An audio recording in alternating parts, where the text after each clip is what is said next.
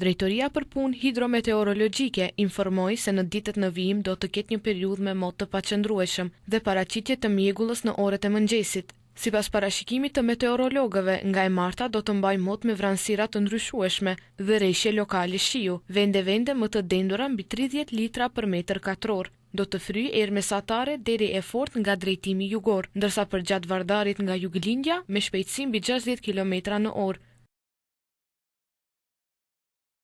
Të hënën në mëngjes në disa lugina do të ketë kushte për paraqitje të mjegullës. Gjatë ditës, moti do të jetë kryesisht i vranët.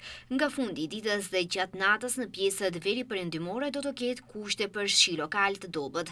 Temperatura minimale do të zbresë deri në -1 gradë, ndërsa maksimalja ditore do të arrijë deri në 19 gradë. DPHM informoi se edhe në Shkup në mëngjes në disa pjesë të luginës do të ketë kushte për mjegull të lehtë. Gjatë ditës moti do të jetë kryesisht i vranët. Temperatura në kryeqytet do të lëvizë nga 3 deri në 15 gradë.